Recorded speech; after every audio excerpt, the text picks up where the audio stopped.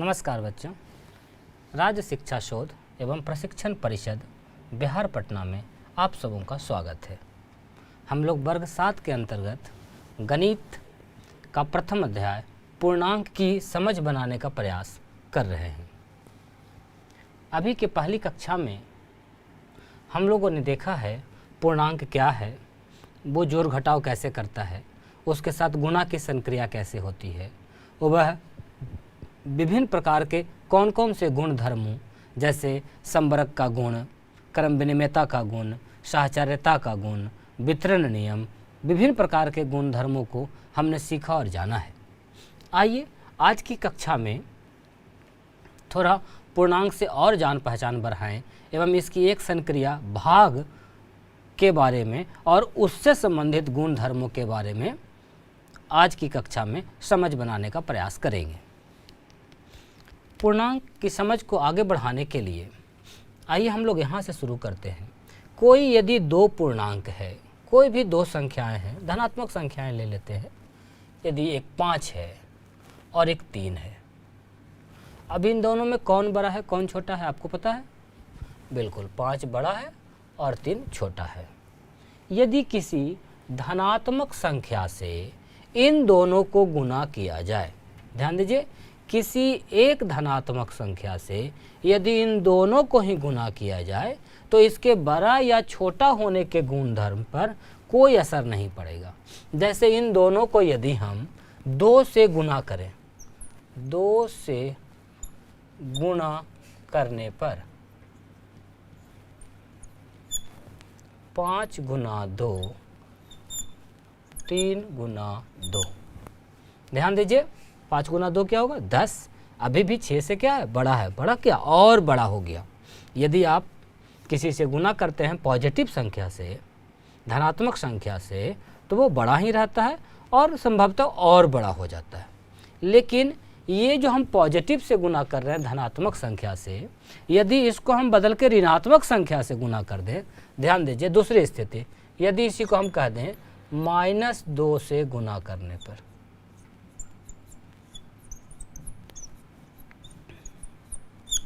तो क्या होगा जरा देखिए। -2 से जब गुना करेंगे तो यही जो गुना हो रहा था 10, ये माइनस में हो जाएगा और ये माइनस में हो जाएगा। और जब ऋणात्मक हो जाएगी संख्या तो जो संख्या जितनी बड़ी है, ऋण चिन्ह लगने पर हमने समझ बनाया है कि वो संख्या उतनी ही क्या हो जाएगी, छोटी हो जाएगी। तो ये जो बड़ा और छोटा का चिन्ह है ये बदल जाएगा। 5 गुना -2, अब बड़ा के जगह पर क्या हो जाएगा छोटा, 3 गुना -2 से। समझ लीजिए, जब कभी ज़रूरत पड़े तो आप इसका उपयोग कर सकते हैं। और इसको यदि हम व्यापक रूप से देखें तो आप ऐसा लिख सकते हैं व्यापक रूप से नियम यदि बनाएं कि यदि a कोई संख्या है, कोई पूर्णांक है जो पूर्णांक b से बड़ा है, कभी भी कहीं भी, हमेशा के लिए ये नियम बन गया। आप ऐसे और भी उदाहरण लेके चेक कर सकते हैं। तो AC भी बड़ा होगा BC से, लेकिन कब? जब C पॉजिटिव हो, धनात्मक हो, C धनात्मक हो। लेकिन AC छोटा भी हो जा सकता है BC से। ये किस स्थिति में होगा? अभी आपने देखा, जब C ऋणात्मक हो। ऐसे जनरल नियम आप लोग बनाइए, कॉपी पर नोट भी कीजिए और इसके पक्ष में या इसको और कसौटी पर कसने के लिए और भी कई प्रकार के उदाहरण लीजिए। पूर्णांक में तो हम लोग धनात्मक ले सकते हैं, ऋणात्मक ले सकते हैं, शून्य ले सकते हैं, बहुत सारा उदाहरण ले सकते हैं। तो आप बहुत सारे उदाहरण लीजिए, चेक कीजिए, फिर एक जनरल नियम आप बनाइए। तो ये पहली बात हो गई। दूसरी बात हमने पढ़ा है कि गुणा और जोड़ के साथ वितरण नियम या बंटन नियम। उस वितरण नियम या बंटन नियम का उपयोग करके आप कुछ गुना को बहुत आसान बना सकते हैं। आइए 1-2 गुना हम देखते हैं, एग्जाम्पल्स के तौर पर लेके चलेंगे। जैसे आपको गुना करना है किसी संख्या 14 को 98 से। यदि सिंपली गुना करें तो हम ऊपर 14 लिखेंगे, नीचे 98 लिखेंगे और गुना करेंगे। यदि आपने वितरण नियम पढ़ा है तो हमने वितरण नियम में क्या सीखा है कि आप किसी भी संख्या को बांट कर करके भी उसको हल कर सकते हैं, और बांटने का ये काम जोड़ या घटाव दोनों में से किसी संक्रिया में हो सकता है। जैसे इस प्रश्न को यदि हम थोड़ा रूप बदल दें, शक्ल इसका चेंज कर दें, इसको इस प्रकार लिख दें, 98 को 98 न लिख करके 100 - 2 लिख दें, हमने क्या किया, संख्या का वितरण कर दिया, बंटवारा कर दिया है, बांट दिया है। तो अब देखिए बनाना कितना आसान हो जाएगा। ऐसा कैसे बनाते हैं हम लोग, 14 × 100 - 14 × 2। आइए हल करते हैं। 1400 - 14 दूनी 28। यही तरीका था वितरण नियम का हल करने का। अब घटा दीजिएगा, आपको उत्तर प्राप्त हो जाएगा। 8 × 2 = 10, 7 × 2 = 9 और 13। इस प्रकार से 1372 आपको उत्तर प्राप्त हो गया। तो जहाँ कहीं भी गुना में ज़रूरत पड़े आप वितरण नियम का उपयोग जरूर करें, हम लोग पढ़े ही इसीलिए है। इसके अलावे यदि हम आपको और दिखाएं, एक और उदाहरण आपको दिखाते हैं। आइए, लिखा हुआ है 432 × 63 + 37 × 432। ये देखिए इतना बना गुना और जोड़ है, इसको हमको हल करना है। यदि आपने वितरण नियम पढ़ा है तो आप देखिए बंटवारा ये हो गया है। अब इसको ज़रा समेट के एक जगह ले लीजिए, तो कभी कभी बहुत आसान हो जाता है। यानी दोनों ही काम आपको करना है। कभी कभी बांट के थोड़ा बड़ा करने से आसान हो जाएगा, कभी कभी बहुत छितराया हुआ है तो उसको समेट के एक जगह कर दीजिए, उससे भी बहुत आसान हो जाएगा। आप पा रहे हैं कि 432 दोनों जगह, आइए एक जगह कर लेते हैं। तो इसमें हो जाएगा 63 और इसमें हो जाएगा आपका 37। ये देखिए वितरण नियम का उपयोग करके हम लोगों ने उसका रूप इस प्रकार बदल लिया।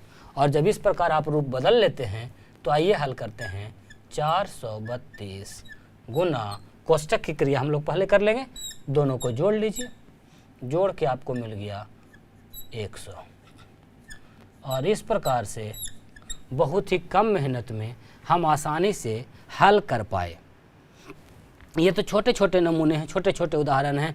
ऐसे आप देखेंगे बहुत सारे उदाहरण भरे पड़े हैं और उसको आप काफ़ी आसानी से हल कर सकते हैं वितरण नियम या बंटन नियम का उपयोग करके। इसके बाद आइए हम लोग थोड़ा बात करेंगे भाग का, डिवीजन की क्रिया की।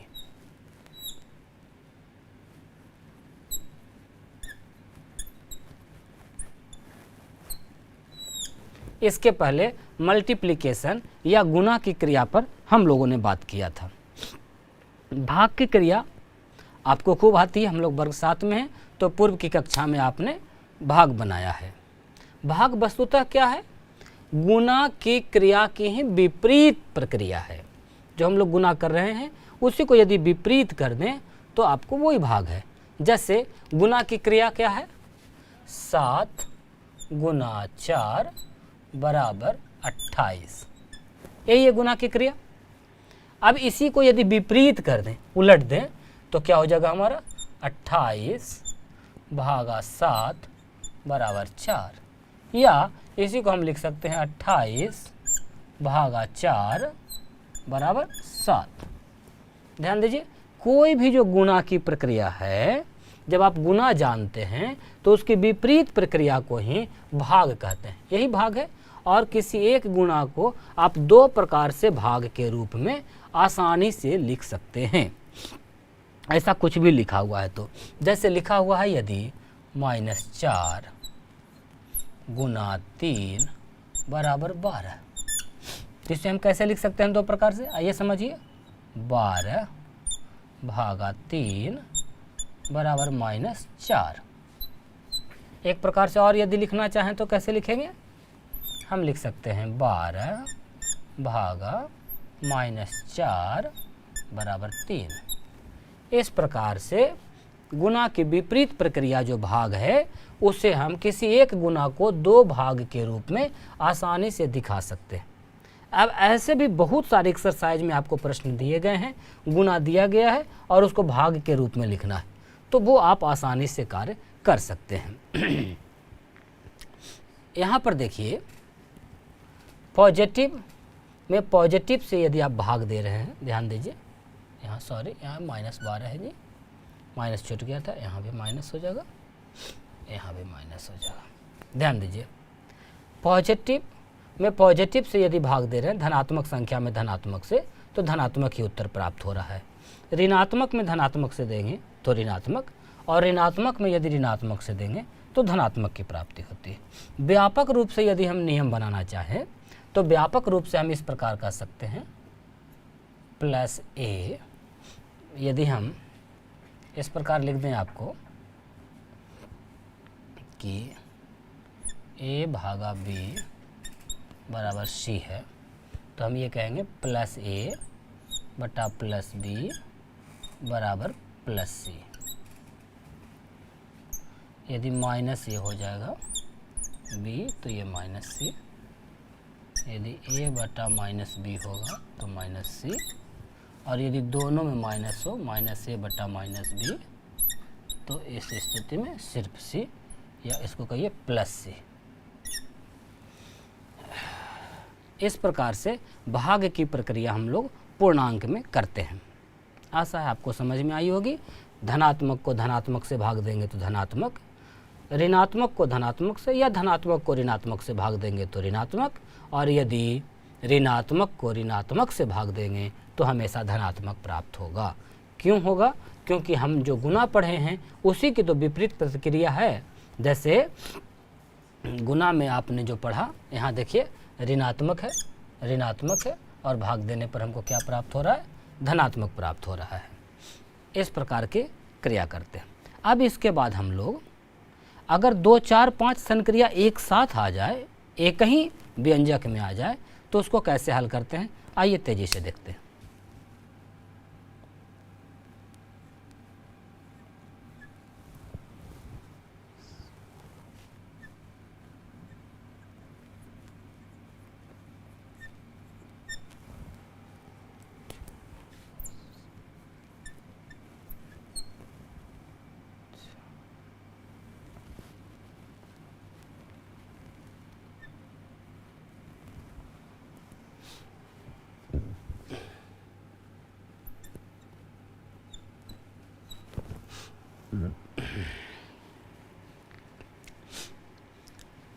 आइए एक प्रश्न देखते हैं जिसमें कई प्रकार की संक्रियाएं एक साथ लिखी गई हैं। ऐसा प्रश्न आप पूर्व की कक्षा में भी बनाए हैं। आइए फिर से हम मिलजुल के हल करते हैं। जैसे ये एक प्रश्न है, यदि इसको हमको हल करना है तो क्या करेंगे? सबसे पहले कहाँ से शुरू करें, ये परेशानी होती है। तो आपने एक नियम पढ़ा है, एक तरीका पढ़ा है पूर्व की कक्षा में कि कैसे कैसे हल करते हैं। पहले का की क्रिया, का की क्रिया, और का के बाद कौन सा क्रिया करते हैं? भाग की क्रिया, और तब गुना, और तब जोड़ और घटाव की क्रिया करते हैं। ये हमने पहले पढ़ा है, आपको जानते भी हैं।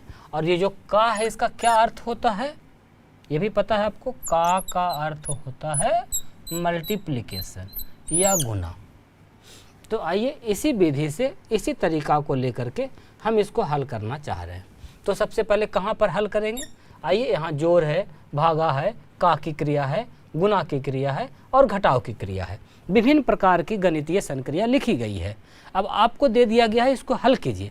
तो ऐसे कहीं से भी उठा के नहीं हल कर लेना है, सबका तरीका है। और तरीका क्या है? सबसे पहले आपको कहाँ पर काम शुरू करना है? जहाँ पर का लगा हुआ है। यदि का नहीं लगा हुआ है तो आगे बढ़ेंगे, अगर का है तो पहले वहाँ का क्रिया करेंगे। और कहाँ पर है का, ढूंढिए आप, मिल गया है तो सबसे पहले यहाँ का हल करेंगे, बाकी सबको हूबहू वैसे छोड़ देंगे।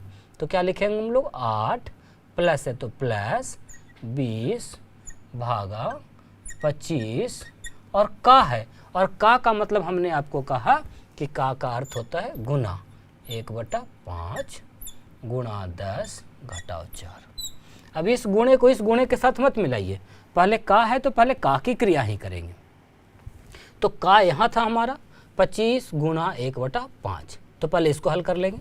यदि कटता है तो काट देंगे, यहाँ 5 है और यहाँ 25 है, और दोनों कैसे कटेगा, 5 टाइम्स कट जाएगा, 5 × 25। आइए हल कर लेते हैं। लिखा हुआ है 8 + 20 भागा, यहाँ कट कुट के क्या बचा था आपका 5 गुणा 10 घटाओ 4। एक क्रिया हो गई आपकी, का खत्म हो गया। और जब का खत्म हो गया तो उसके बाद किसकी क्रिया करेंगे हम लोग, भाग की क्रिया करेंगे। भाग कहाँ है जो आप देख लीजिए और उसकी क्रिया कर लीजिए। हो गया 8 + 20 में भागा है 5 से, तो 20 में 5 से भाग आप आसानी से दे सकते हैं, 5 चौका 20 गुणा 10 घटाओ 4। जब भाग की क्रिया हो गई तब हम किसकी क्रिया करेंगे, तब गुणा की क्रिया करेंगे। आइए हल कर लेते हैं, खुद से कीजिए, आप भी साथ साथ करते चलिए। 4 और 10 के गुणा की क्रिया करेंगे तो क्या हो जाएगा 40 - 4। हल कीजिए, तब जोड़ तब घटाओ। जोड़ की क्रिया है 40 और 8 के साथ, 48 - 4, और फाइनली आपका उत्तर आ गया 44। इस प्रकार यदि बहुत सारी गणितीय संक्रियाएं एक ही व्यंजक में दिया रहे तो हड़बड़ाइए नहीं, स्थिर हो जाइए और धीरे धीरे करके जो तरीका है उससे आप हल करें, कभी गलत नहीं होगा। एक प्रश्न हम आपके साथ मिलकर किए हैं, बहुत सारे प्रश्न आपकी किताब में हैं, आप अधिक से अधिक प्रयास कीजिए।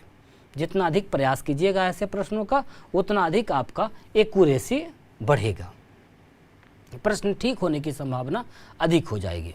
तो अभ्यास और सिर्फ अभ्यास इस प्रकार के प्रश्नों के लिए, यदि ये आप सीख जाते हैं तो इसके बाद हल्की जानकारी आपको अभी ब्रैकेट्स का रखना है। नाम तो सुना ही होगा आपने, और गाहे बेगाहे प्रयोग भी आपने किया है, अभी हम भी कई बार कर चुके हैं।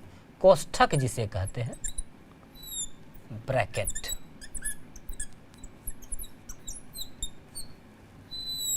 आइए तेजी से जान लेते हैं, आगे कक्षा में और डिटेल से जानना है। कोष्ठक में कितने प्रकार के कोष्ठक पढ़ा है आपने। सबसे पहले रेखा कोष्ठ, सही कह रहे हैं आप, रेखा कोष्ठक, लाइन ब्रैकेट,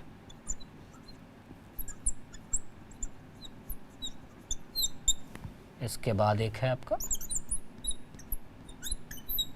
छोटी कोष्ठक, स्मॉल ब्रैकेट,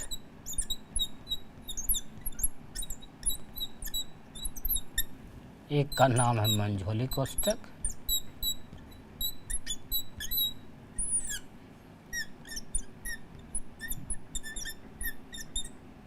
अंग्रेजी में इसे लिखते हैं कर्ली ब्रैकेट,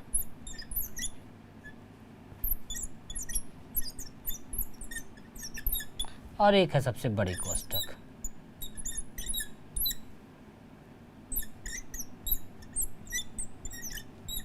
और नाम के हिसाब से अंग्रेजी में भी इसका नाम लिखा गया है बिग ब्रैकेट, बिग ब्रैकेट। कोष्ठक से जान पहचान होना चाहिए आपको। रेखा कोष्ठक जो है उसको लाइन से दिखाते हैं, जो भी संख्या पर लगाना होता है उस संख्या के ऊपर माथे पर लाइन खींच देते हैं। उसके अलावा छोटी कोष्ठक का तो बराबर आपने प्रयोग किया है हमेशा। किस प्रकार से इसका चिन्ह होता है, इधर लिख रहे हैं इसका पहचान चिन्ह। और मंझोली कोष्ठक, कर्ली ब्रैकेट जिसका कह रहे हैं, नाम के हिसाब से ही इसका चिन्ह भी है इस प्रकार से। और बड़ी कोष्ठक का चिन्ह हम लोग इस प्रकार से देते हैं। हल करने की यदि बात है, सॉल्यूशन की यदि बात होगी, तो जैसे हमको इन विभिन्न संक्रियाओं में आपने जाना कि पहले का की क्रिया करते हैं, उसके बाद भाग, तब गुना, तब जोड़ घटाव, ठीक इसी प्रकार से कोष्ठक भी यदि बहुत सारे आ जाएं एक ही व्यंजक में, तो हल करने के लिए सबसे पहले हम लोग रेखा कोष्ठक, लाइन ब्रैकेट का हल करते हैं। उसके बाद छोटी कोष्ठक, उसके बाद मंझोली का, उसके बाद हम लोग बड़ी कोष्ठक का उपयोग करते हैं।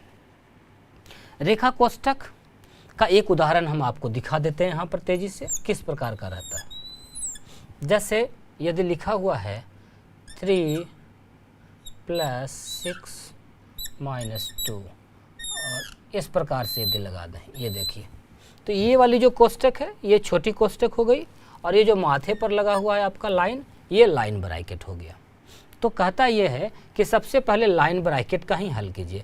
यदि इसको सॉल्व करने की बात होगी, हल करने की बात होगी, तो हम लोग इधर से नहीं, पहले जिस पर लाइन ब्रैकेट है इसको हल कर लेंगे। तो किस प्रकार हल करेंगे, 3 + 6 में से 2 पहले घटा लेंगे, 4 हो गया। अब इसको हल करेंगे, यानी जो आपको तरीके बताए गए हैं, नियम बताए गए हैं, उसके हिसाब से चलेंगे तो काफ़ी आसान हो जाएगा व्यंजकों को हल करना।